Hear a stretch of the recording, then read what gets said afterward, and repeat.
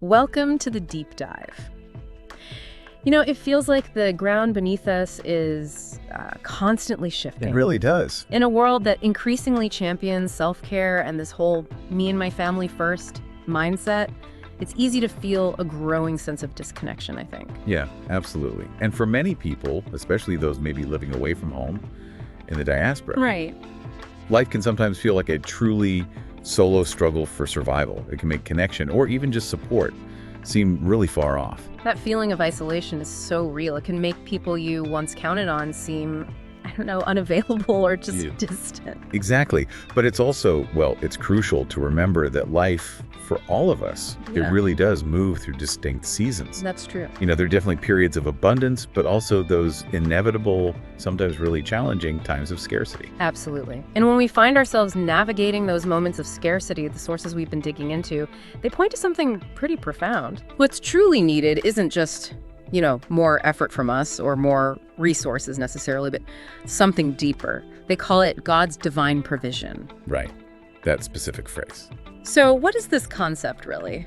For this deep dive, our mission is basically to cut through the noise, to pull out the most important nuggets of knowledge, those key insights from our sources, mainly the biblical text of 1 Kings 17. Yeah, that's the core text we're looking at. We'll try to unearth some surprising facts, maybe have a little bit of fun with it, just enough to keep you hooked so you can walk away feeling well-informed and hopefully have some of those aha moments. Okay, so to give us a solid starting point, let's frame what our sources actually mean by divine provision.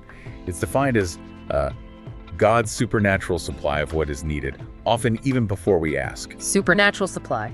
Yeah. Even before we ask. Exactly. It's that remarkable idea of help arriving in ways that just go far beyond our normal expectations or what we think is naturally possible. That's incredibly powerful, isn't it? Because when you think about supernatural supply, it truly opens up the possibilities. But for many of us, it might feel a little, well, abstract. Sure, it can sound that way. So how do our sources show this divine provision actually, manifesting in tangible ways, sometimes surprising ways? Where do we even begin looking for it?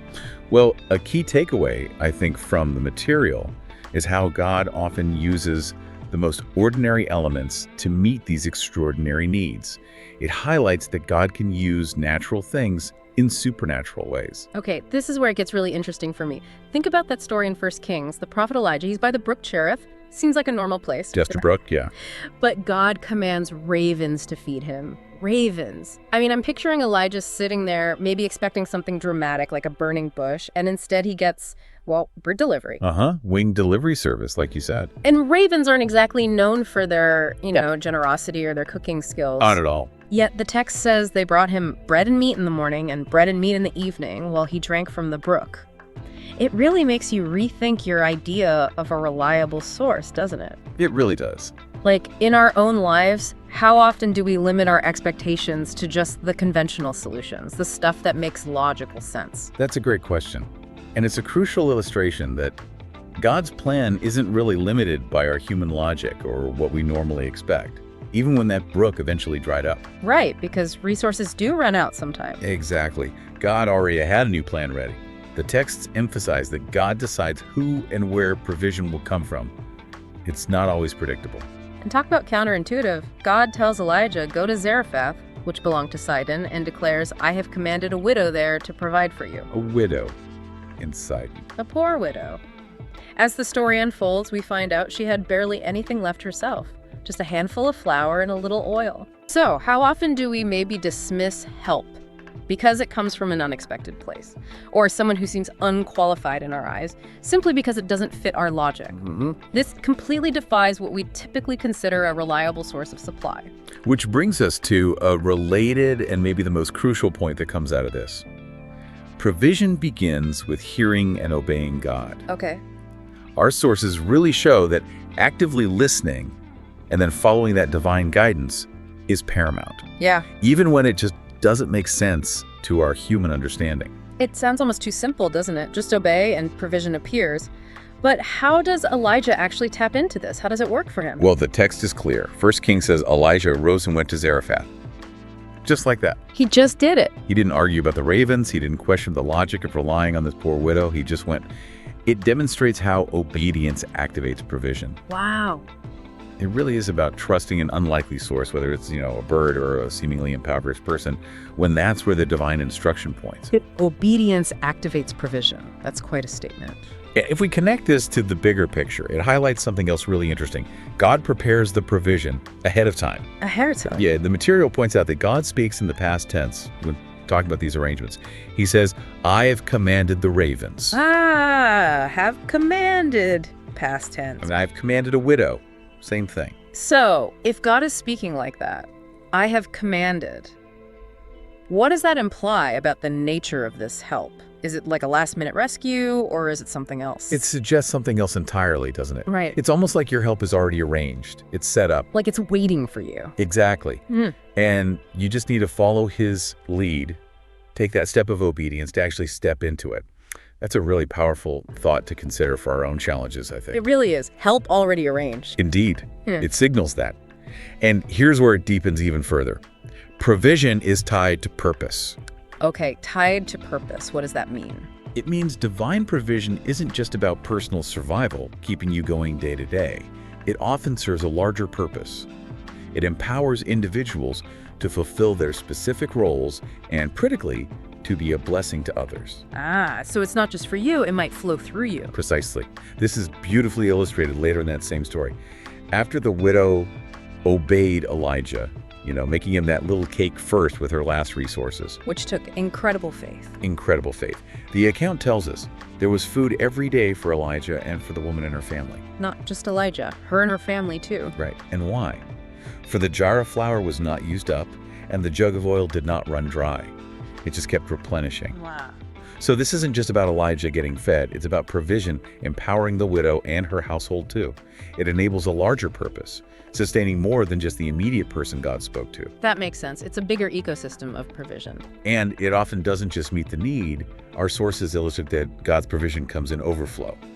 It frequently exceeds the immediate requirement, resulting in abundance. Overflow. Okay, I think I've seen other examples of that. Absolutely. Think about the narrative in 2 Kings about another widow. Her oil miraculously filled all the vessels she could borrow.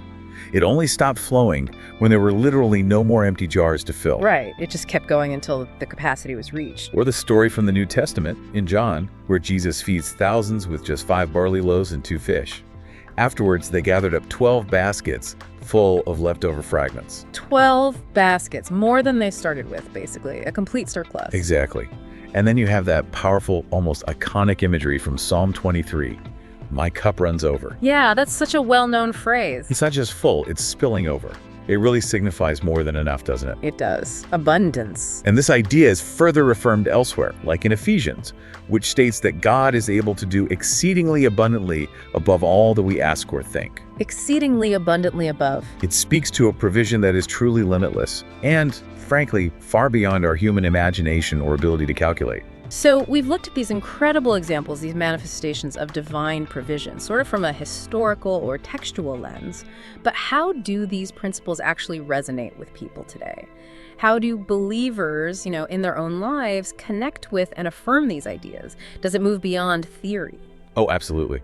What really stands out in the materials that reflect modern belief are the profound expressions of gratitude and, maybe even more so, expectation. Expectation. Interesting. Yeah. There's this recurring theme of acknowledging God as the Almighty, the only source that never runs dry, affirming that fundamentally nothing is too hard for him. Okay, so starting with that belief in the source. Right. And then there's a strong desire expressed for divine provision, specifically in areas where people feel scarcity, and also for showers of blessing as an act of asking. And the material we looked at references specific examples, right? Like Isaac.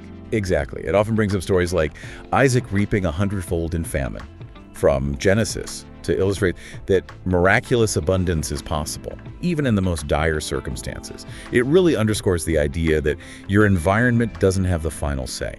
That even in famine, incredible supply is possible. Yes. And the aspiration for resources to overflow, like that widow's oil we mentioned, and for provision to be waiting before any need arises, that's a recurring, deeply hopeful theme you see. Waiting before the need arises, that connects back to the I have commanded idea. Precisely. It's about anticipating God's proactive supply, not just reacting when you hit a crisis. And it seems tied into these powerful affirmations that run through the material. Things like, I walk in divine provision. Yes, or I am not forsaken. My cup runs over. My needs are met before they arise. That's a bold one. It is. And it all sort of culminates in that profound declaration from Psalm 23, the Lord is my shepherd, I shall not want.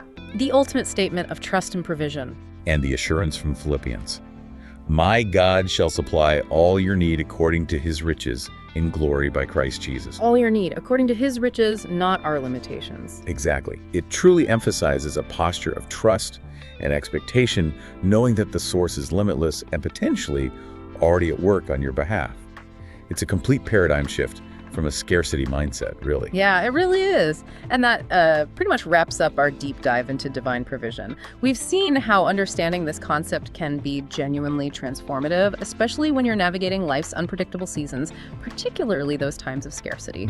It shifts the focus. It moves beyond just kind of hoping for help to understanding that maybe, just maybe, help is often already arranged, waiting for us to align with that divine instruction, that nudge. It definitely encourages us to look beyond our immediate circumstances, doesn't it? And to consider the bigger plan that might be in motion, even when it seems completely counterintuitive to us. So here's maybe a provocative thought for you, the listener, to mull over. If God does prepare provision ahead of time, like the texts suggest, and if that provision is tied to a larger purpose, how might actively seeking to understand that purpose, or maybe just cultivating a posture of obedience, even when it feels illogical, how might that change how you approach challenges or opportunities in your own life? It's a powerful question. Yeah. And it leads you to consider what it truly means to stay connected to the source that never runs dry. Indeed. Well, thank you so much for joining us for this deep dive. Until next time, stay curious and keep exploring.